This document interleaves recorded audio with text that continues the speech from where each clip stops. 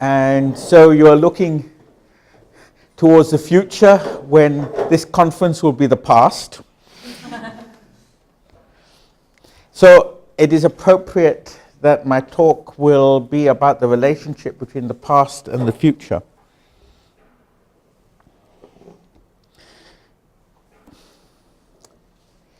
There's an interesting, I'm going to be talking about the interwar years, but before I do, let us reflect on our lives, on the post-nuclear era, on the fear that civilization will end with a bang, and the science fiction literature, the science fantasy literature of our era, which also had a historical dimension. So that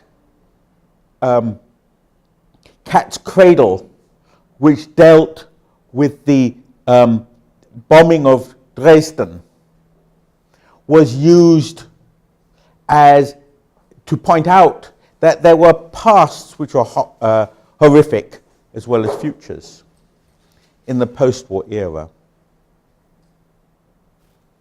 One benefit of being reminded that the world did not begin and end with the bomb is that our attention is pointed back to a previous era when there was both enormous optimism and also anxiety about science. And that takes us back to the era post-World War I. On the one hand, there was the enthusiasm. Here is a review of Daedalus. Peter spoke about it last night. And the reviewer describes J.B.S. Haldane, the physiologist who wrote the book, in the ways that were generic to the descriptions of scientists in the post-World War I era. There is a kind of youthful gallantry and romanticism, which is typical of great promise for the future of science. Mr. Haldane is open to all possibilities. He lives in a wide universe. The extent and profundity of the modern universe of science, as revealed in this book, and the vigorous optimism and enthusiasm of the author, typical, we believe, of the modern scientific outlook, will help any reader to understand why science is a dominating intellectual activity of our age. That's a very positive image, and you will find others.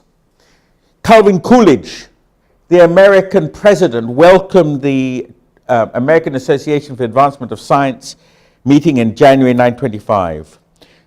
The future of civilization is well nigh in your hands. You are the wonder workers of all the ages. The marvels of discovery and progress have become commonplaces simply because their number has paralyzed the capacity of the mind for wonderment.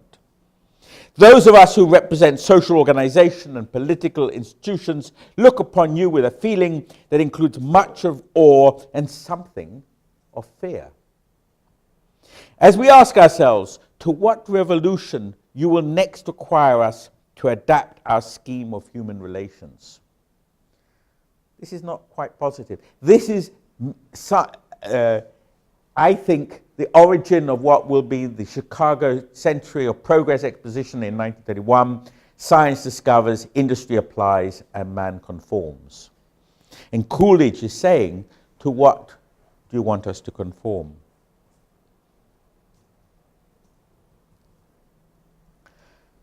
That suggests, that little hint suggests that it is too simple to equate science with an unequivocal promise of the future. The recent war had shown that the future was not always nice. And indeed, that science had not been central to the war. The war was not won by science. It could have been lost by the failure of science. But machine guns, we heard yesterday, were not particularly high science. The guns, the shells, were not particularly high science. There were, of course, ranging technologies and radio, but that was on the margin. Science had not won the war, it could have lost the war. And it came out with a very ambivalent reputation. There was, however, a clear sense of cultural crisis. The whole world had been shaken up. Empires had been destroyed. The German Empire had been destroyed. The Austrian Empire had been destroyed. The Ottoman Empire had been destroyed. Technologies which had seemed to be fixed, like the industry of coal, was now no longer in the prime role that it once had been. New futures were called for and were justified by new interpretations of the past. And these interpretations were associated not just with new stories and abstract, and we'll talk about those stories, and they're quite familiar in a sense, but with the urgent investment in telling those stories. And I want to move from the stories as abstractions to thinking about the investment in telling the stories. Why do people tell stories? Both about the past and the future. Now we can track those stories about past and future, not just as a trickle down now through the work of a few great people, but through the popular magazines, and Peter showed that yesterday, but also reflect on how there is real investment by governments, great industries, and political parties in telling stories. That storytelling is not just done for fun. People's lives, time is short. And we use the word propaganda, but propaganda sort of implies that there is a category of bad storytelling contrasted with good storytelling. I would suggest that we're talking about important storytelling done by people who are invested for a variety of reasons. Where are those stories told? Above all, they're told in the great exhibitions. When Britain hosted an exhibition in 1924, the British Empire exhibition, half the population of the country visited that exhibition. And that, of course, is not unusual. In Paris, the World Expo, Chicago, the Century of Progress exhibition, followed in 1939 by the World Fair and the Pan-Pacific exhibition on the West Coast, in case you could not get to New York. And of course, the famous non-exhibition in Rome, is it 39 or 40, which was going to be the next World Fair, which didn't happen. Museums are attracting 1 million visitors a year. The Science Museum in London, the Deutsches Museum too. That meant that over a decade, 10 million people, or something like a quarter of the population, visited the museum. Wireless is attracting millions of listeners, and television is launched in different ways in the 1930s. Popular biographies, books about science, the press, and I'll talk about newspapers which have got readerships of 3 or 4 million every day are talking about science, as well as the specialist magazines that Peter talked about last night. And these venues are talking about the past and the future at the same time. This is the World Exposition, the exposition in Chicago. That's the Hall of Science. And within that, here's a description, a familiar scene in diorama setting. Benjamin Franklin holds a kite string in his hand whilst sparks jump to his knuckle from a key. And then you will find also Michael Faraday in his laboratory, and you will relive this moment as Faraday talks to you through a concealed phonograph and loudspeaker. So you are well expecting a combination of past and future.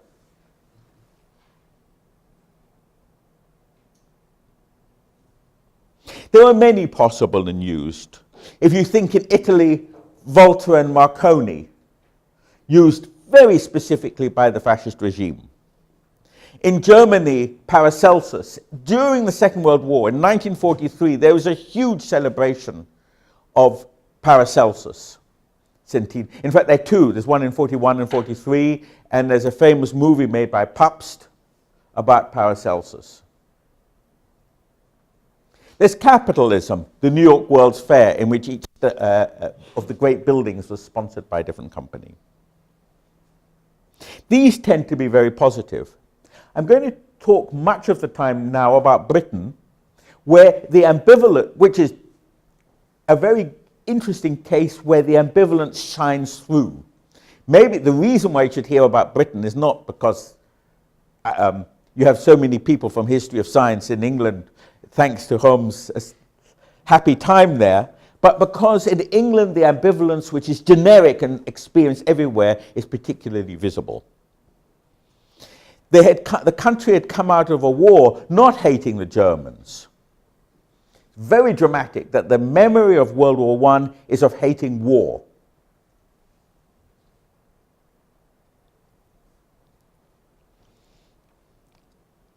The diversity of stories, and this is an example. You could hate war or respect it. The Science Museum in London remembered science and celebrated with this aeroplane. That's from the 1928 opening of the museum. That aeroplane is actually a Fokker, a German aeroplane which the museum had obtained from a swamp. It's the first aeroplane where the machine guns are synchronized with the propeller blades. And that particular plane had crashed and been recovered, and the British were then copying it. And this is celebrated as an achievement of science. This is the Ehrensaal of the Deutsches Museum, with great German men, and I would say German and men, both of them around the tape, around the walls, and it's still true. The Galileo Museum, the Istituto di Storia in Florence, an interesting celebration in fascist Italy of a great predecessor. And something I will take here, I will pay more attention to in a minute, a very different image of science. This is the Museum of History of Science in Oxford, created just after the First World War. So exactly contemporary with this institution. These two institutions are exactly contemporary.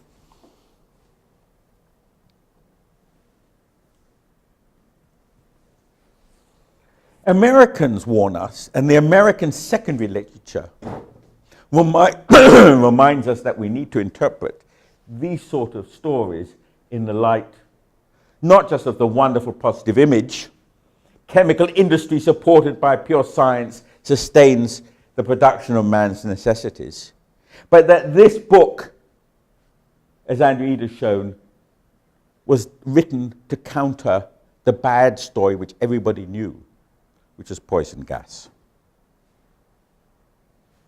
This is the image with which World War I comes out of, which science comes out of World War I. This is actually a painting by an American, John Singer Sargent, gassed in. The director of the Science Museum in the 1950s, Sherwood Taylor, a famous historian of science, wrote a book in 1940 on the achievement of medicine. And in the introduction to this book, he describes how his brother, who had been gassed in the war and was dying of tuberculosis, could no longer speak, wrote on a piece of paper, "This is what modern science has done for me." And of course, he wasn't the only one. Below, this is a quotation not from a dying soldier, but from the man who was the head of armaments in World War I for the British, Lord Moulton.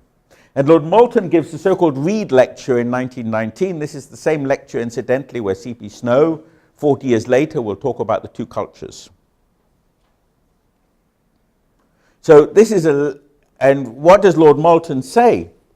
Science has endowed mankind, accumulated powers with which science has endowed mankind can affect when used for destruction. We must be on our guard against treating the word science in such a connection as though it included only the more recent advances that science has made.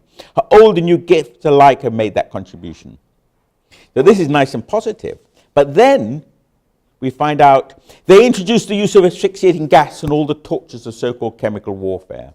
They thus realized the image which had been before my mind throughout this war, that which they would have science and education make them. It is the monster which the Frankenstein of Mary Wollstonecraft created, a human being with his powers magnified to those of a giant but destitute of moral sense. There had already been a movie, 1915 movie of Frankenstein. So this is the head of armaments, a judge and a mathematician,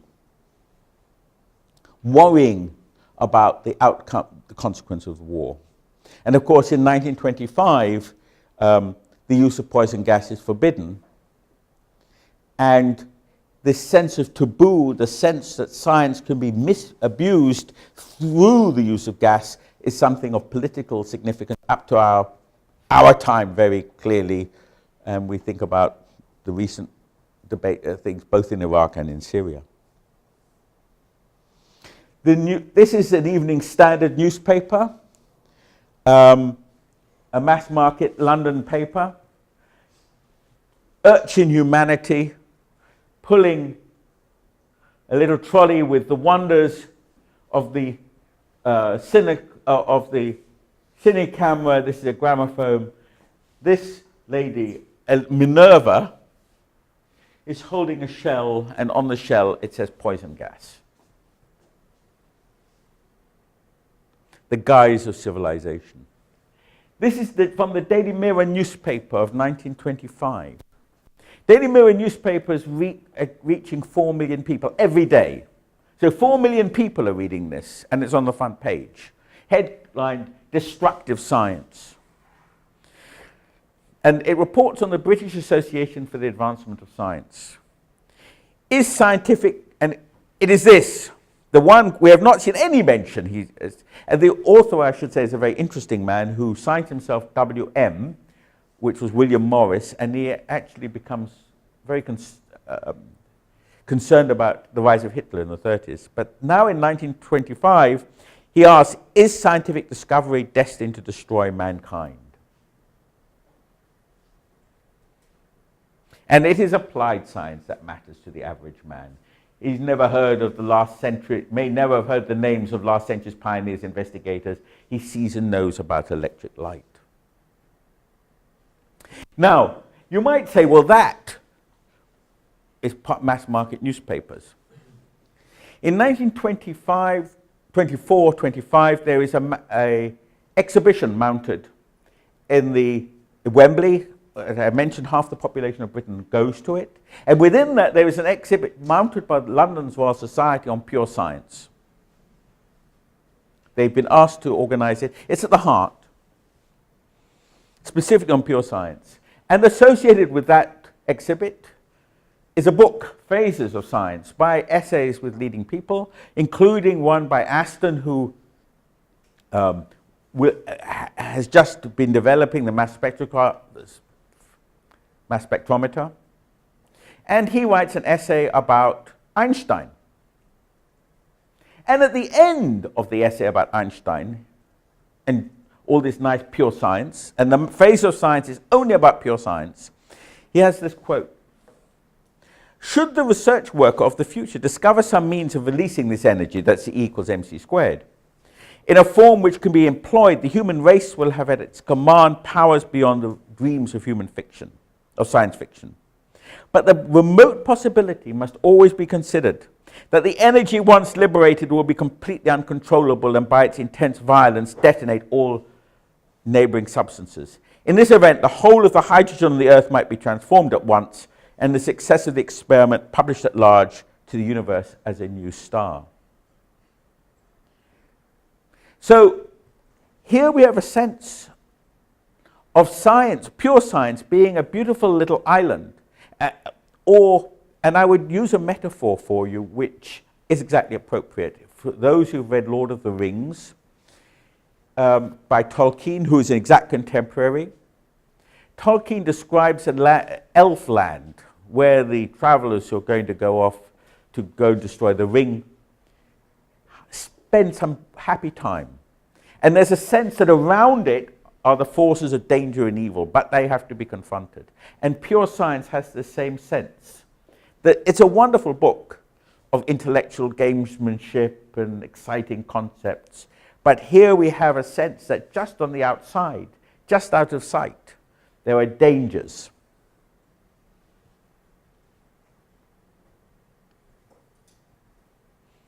And this would be much more explicit. This is a judge who gave a lecture to the British Science Guild in 1924. Experience has shown the greater part of the discoveries of applied science are purely evil. This article, I should say, is from the New York Times, which thought it was very funny that how a British judge would be so negative about modernity. In a moving pictures, there isn't a foot to a mile of film that is of the slightest value to anybody. It is doubtful if mankind is any better off on account of the automobile. And I was teasing Peter last night that, of course, we could say the same about people of our age, could say the same about Twitter.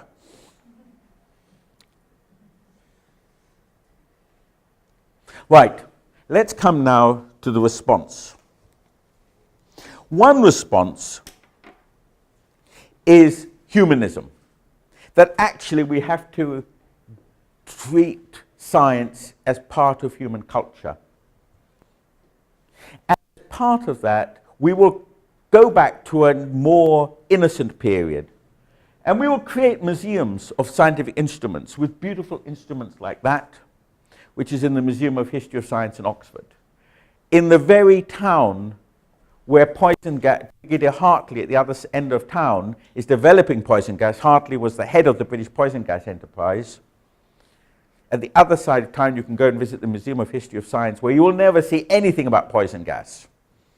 Instead, you see beautiful stained glass, put in, I should say, by Gunter,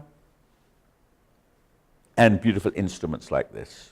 And you should read these instruments as indicative of an alternative world, and also of an older world, a world of the 16th and 17th century. You find originally nothing from the 20th century in there.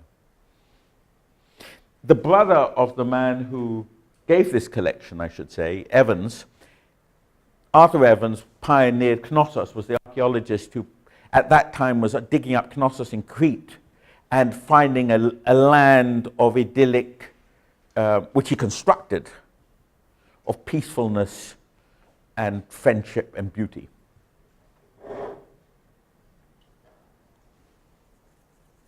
The bishops said we were living at this era of advance of applied science and a vast increase of wealth and population. There was no indication that there had been an appropriate equivalent rise in art or spiritual life, and we should therefore have a science holiday where the humanity could move forward. So this was not just about the past. We could catch up with the spiritual depths which we had in the Middle Ages, and I would say in this country, which was specifically associated with Catholicism. Both the Museum of History of Science was deeply associated with a Catholic perspective, and Oxford History of Science was.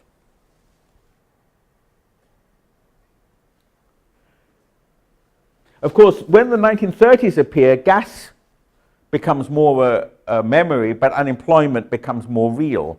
This is a letter to a newspaper, the Nottingham Evening Post. I do not pretend to understand the school of economic thought. I'm not concerned with the question of whether science is applied for the benefit of the human race generally or not. But trade returns proof that I'm justified in saying that the net output of industry rose by at least a quarter between 1914 and 1932, yet the number of wage earners in industry show a fall of at least 15%. So the GNP had gone up by 25%, and the amount of work had gone down by 15%. I might ask your correspondent, to whom has the benefit of applied science gone? Certainly not to those who were the workers. And he is blaming science for this being part of a system which had led to mass unemployment. Great writers said the same. C.S. Lewis the friend of Tolkien, writes in 1943, The Abolition of Man, and says, we've got to look at three awful technologies: the aeroplane, the wireless, and the contraceptive. It's quite interesting. This is even before the pill. He's talking about the condom. And of course, this comes to the heart of our discipline. The thing that's put us here, which is George Sarton. And George Sarton pioneers what he calls the new humanism. And he writes a lecture, War and Civilization, which is in the first post-war volume of ISIS, the first volume of ISIS published in America as opposed to Belgium. We must teach reverence for the past, not simply for its own sake or because it is still full of treasures, but for the sake of the present, which will help us to appreciate, and for the sake of the future, in which it will help us walk with dignity. And in a sense, the discipline of which we are not only the inheritors but are the part was grappling with this ambiguity. So one solution was to try to deal with it, was to create a humanism. A second was to distinguish between pure and applied science. To say, as the Wembley exhibition had almost by accident suggested, that there were some things which were good and safe and interesting, which were pure, and other things which were dangerous, problematic, and were applied. This was most obvious in the Palais des Découvertes, which was set up in Paris in the late 1930s, part of the Paris World Fair. Jean Perrin said it became evident for everyone that the recent tremendous advances of our civilization took their roots in pure and selfless science. Now, Perrin is a communist. He knows that there's plenty of awful things happening in the world. Let's put that stuff aside. Highly problematic.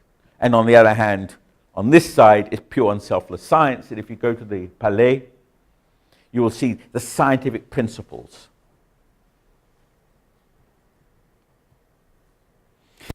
In Britain, Bragg would distinguished head of the Royal Institution, a well-known broadcaster, the leading science communicator, said we can distinguish between the science which you can't identify, whose benefits you can't identify, but we know that they'll have them, and then the much more problematic issues about its applications. Of course, those applications need not be bad. The members of the public were experiencing rapid electrification. At the end of World War I, very few homes in Britain were connected to the electric grid, to any electric power.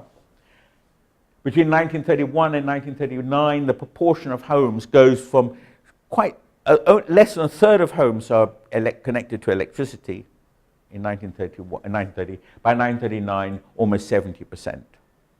So there is a tremendous march, and to many people this is good, unless, of course, you live next to an electricity pylon.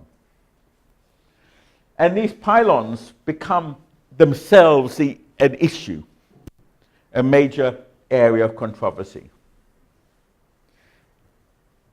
Representing the intrusion of modernity into the landscape.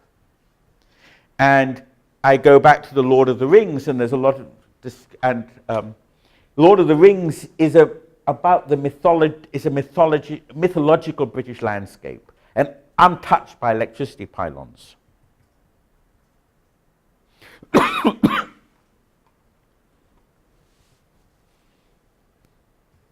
Right. So, how does the distinction between pure and applied science deal with that? Well, 1931, there's an exhibition to celebrate the centenary of the discovery of electricity induction by Faraday. And not in some small place in the Albert Hall. It has to be funded, and it's funded by the electrical industry. But the heart of it deals, and I've done a red circle, with, in the middle A is a statue of Faraday himself. A to H is pure Faraday's pure science. And then around, clearly distinguished, are the applications. So that you come up with this wonderful modernist poster by McKnight Kauffer. On the one hand, modernity, and on the other hand, but separate, this 19th century man.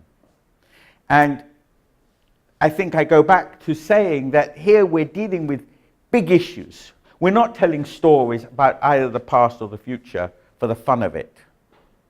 We're telling stories about the past and the future because at stake is fascism and unemployment, poison gas and electrification. And that we're involved in, we're engaged in a discussion of the really serious. Thank you.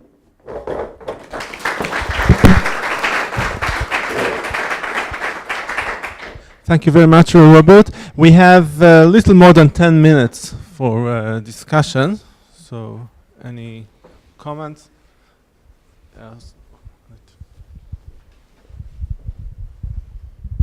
So, thank you for your interesting talk. I wonder, do you think that your approach is differs? I think differs very much from some historical claims made, for example, by the French historian Bernadette Bison and others, about the 1920s being really a period of much excitement about science. And when you started your talk, I actually expected you to go to the Weimar context, and I was surprised that you went to Britain. Do you see there any link? What I mean is maybe differences with what happened in France and what happened in Germany? No, I don't. We can remember, I mean, there are stories about the excitement about science in Weimar, but we must also remember that Walter Rathenau was shot. That there were the Deutsches Museum in Munich was going to have a huge interferometer installed to prove in ether drift. I think it was too big actually to go to it was built for it by Zeiss. So that science in the 1920s in Weimar is incredibly contested for the same reasons as in Britain, not the same, analogous reasons.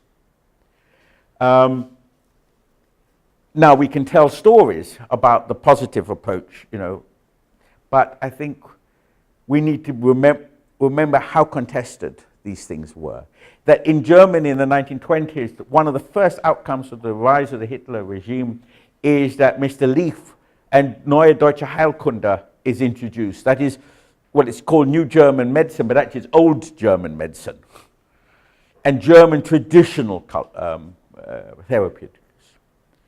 And there is deep ambivalence about modern science and technology in Germany as in Britain. In France, Bernadette, I mean, there is Perrin and Joliot-Curie show the complexity also of science in France.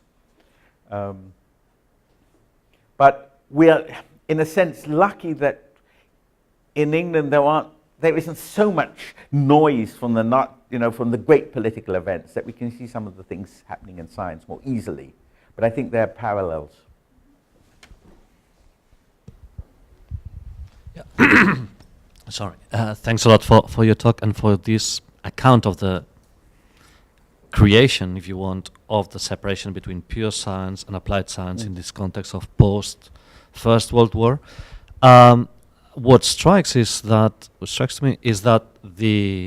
this image of let's invest in pure science because it's totally separate, and then comes the applications, and it's almost like not the scientists who are responsible for the applications being bad when they're bad, right? This is something that I would say, has synced in the popular imaginarium of Sure. what science is in modern society.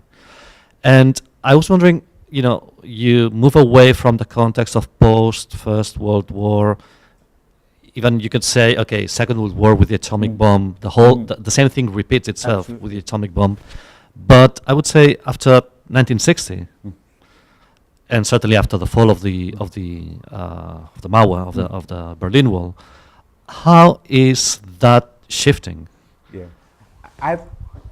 This is part of a larger project, which I call From the Fall of the Bastille to the Raising of the Iron Curtain. And I think after 1989, things are different. Maybe only temporarily when we see what's happening with Putin now. But for the moment, things, for the last 30 years, things have been different. But so I'm talking about a very particular historical context, not an ahistorical. This is not necessary. This is what happened in particular times for particular reasons. And we're moving out of those times into different times. So actually, I was first in my list of questions. Here, Peter. No, there were a few others, but I also have mine.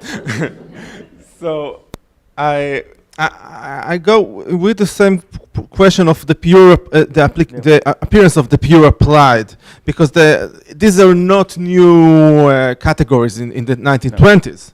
They are quite older one, and also there is this tendency to put, especially in Britain actually, the idea of basic science as something which is in between, like, because you can do something basic which you do have some kind of application of, you do know where the applications are going to, unlike the pure science which you are not responsible. There is discussion about this term fundamental science. I don't have, I could show you that actually when the Wembley exhibition is talked about, they use the word pure science. And the Royal Society manuscripts talk about pure science. Sorry? Yeah. The term pure science is the term pure science is coined by Kant, and you will first find it in the Fundamental of Science in 1794. It is used by it is used, but it's not. The meanings shift, and the space applied science is a distance between. I've looked at it in great detail, but there is a space between science and industry, which is the term covered by applied science, that is not opposed to pure science before the First World War. After the First World War, it becomes something opposed to pure science. My guess is that these are always resources from the past which are redeployed for new purposes and new historical conditions. So the fact that these terms pre-exist is interesting and needs exploring, but the situation after World War I is fundamentally different, because everybody's got a relative who died and a friend who died. The whole of Europe is an area of mourning. That's why we still have all these war memorials. I mean, in one way, Spain is the one country that misses out. But all these towns which have their war memorials, those war memorials do commemorate something real. And that changes everything. And we can't say, well, it's just a continuation of the past. So, I'm not sure it's exactly a question, but I see something very implicit in your paper. Maybe you made it explicit and I didn't get it. But the stories, you say stories of the past, and you have many ways to say the stories of the past. And I see in the paper that the museum actually gives you more opportunities to say the stories of the past. And maybe because, I mean, the last 2 years I have this experience that we discussed about organizing an exhibition, and I realized that you have, as I said before, you have more opportunities, more chances to say stories of the past with multiple multiple ways through the museum, and you miss this when you actually write the stories. When you write the stories, Yes. when you use the Yes. text. So I think the images and the space of the museum allows you more space to. This is a great frustration for museum curators Yeah? and museum directors Okay. who would love to make them less ambiguous. And certainly in this time they were. I think It's not ambiguity, though. I mean, I'm not discussing. no, about option, no, the diverse, the museum directors would have loved to control. And I can talk about how they created clarification.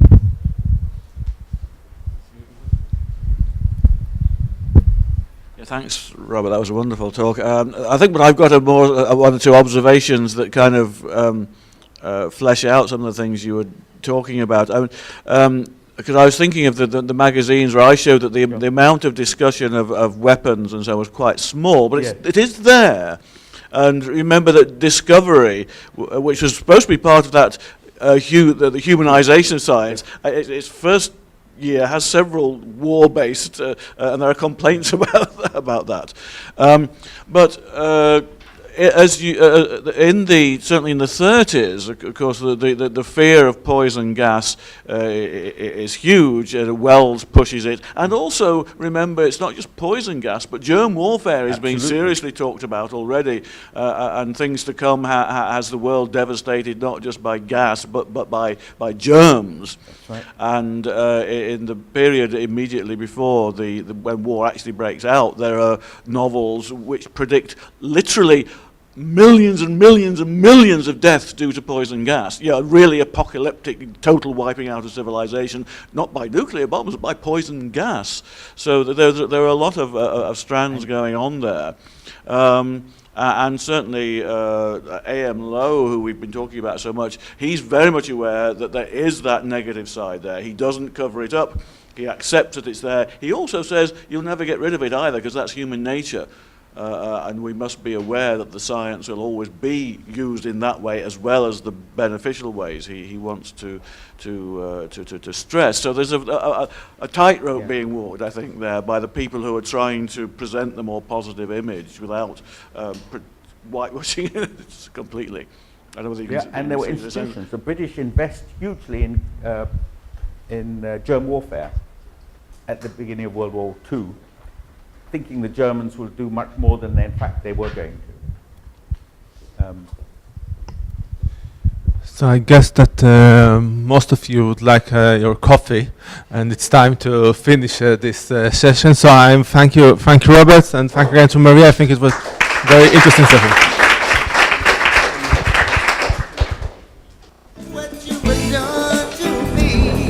I was thinking actually what I was going to talk about was the 1931 conference in London.